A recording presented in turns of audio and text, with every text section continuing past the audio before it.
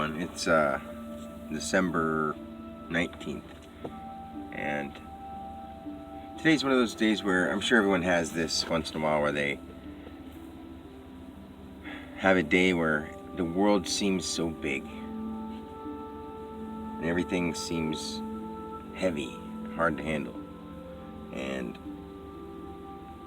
I feel full of love as always, but I'm thinking to myself, like, it's Christmas coming up, and just in my own situation, I know I'm not trying to talk too much about my situation, but I need to say it to somebody because I need to let it out. And hopefully by me talking about what's going on with me, it can help other people. Or at least they can relate, or at least they can feel that there's someone out there who wants to hear from them. I want to hear other people's problems and stories and everything. I want to be there for everyone.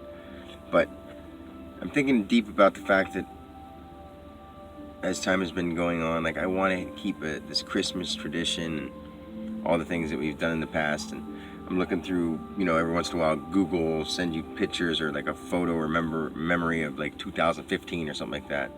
And I don't think to myself, I miss those days anymore, because I'm not saying that I'm the only one who realizes this, but it seems to me that, at least in my family, I hate thinking that people look at those memory pictures, and I use the word hate lightly. It makes me wonder when I see people looking at those memory pictures and being like, boy, I miss those days. And I'm thinking well, there's nothing really worth missing, because you realize that all you have to do is know what you would like to do now and make new memories. And I'm a father who is going through a court thing with my younger two and my older kids. I've had my spiritual experience. It's been, now that I know what's going on, it's been my whole life. But it's been very off and on, and I didn't really understand at first, and now I totally understand. I know. But that means that has nothing to do with this personal side of stuff. When I want to have a good Christmas. I wanted to do Christmas cookies and put up a tree and watch Christmas movies and stuff like that. And my kids have been missing in action, Like my oldest son, Matt, I've seen him twice since September of 2018. And that's by his choice, because I keep telling him if he wants me to come pick him up, I'll come pick him up. And I haven't messaged him in a while, because every time I message him, when he does answer back, he'll say something like, oh, I love you so much, I love you so much, you have no idea, I think about you all the time, I just don't know what to say. And I know you're always busy. And right after I'll say, I'm not too busy, I'll come pick you up. And I never get an answer back.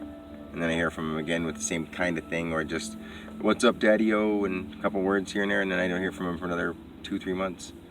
And I guess that's normal. He's 19, about to be 20.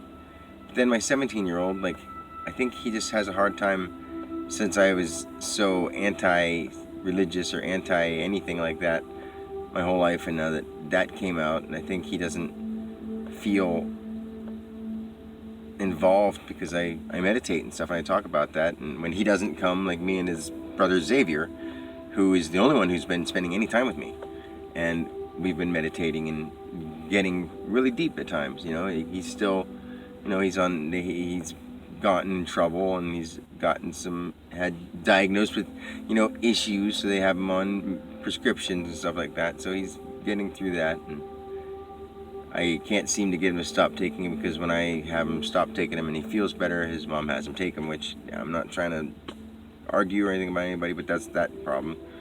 Or not really a problem, but that's that situation. And Oliver, he plays his video games, and I don't know much else. I ask him, but they're all so silent, they have nothing to say. Then it goes down to Brianna, and I felt like just last year, she felt like my little girl. And I know that everyone goes through this, but it went from my little girl to hasn't came to see me more than a handful of times all year, just because she doesn't want to. She wants to sit at home and talk on her phone or do whatever. It's one day a week that I ask that they make for me, or give me the time, and they don't. And I'm not trying to complain. It's just what it is. And I need to speak about some stuff every once in a while, because I'm still a person. I've taken a couple weeks off of talking about anything because I have this court thing coming up, and I don't want to look ridiculous, but I already had my pre-psychiatric evaluation, and they really seemed to like me, and they basically said I seem very intelligent, and this is all must be a mix-up. And you know, little other stuff. So they didn't say all that, but then they said stuff like, you know, am I sure I want to give her the, because, you know, court made it so she paid for it. So they're saying, are you sure you want to have her get the results? Because she's going to own those results. And I'm like, she's the one who's causing all this. So let her have the paper that says he's not crazy. You know, if anyone asks me about my spiritual opinion or what I think about all that stuff, like, I want to be honest, and I'm going to be honest. And that doesn't make me crazy, because whatever someone else's opinion about, you know, God and angels and devils and whatever they believe in, you know, that shouldn't be looked at as anything wrong. I'm not going to be like, oh, you're crazy too, you know. But when I get done with Jasmine and Leo and I get back to thinking how I'm going to miss Christmas with them. I haven't seen them in 6, almost 7 months.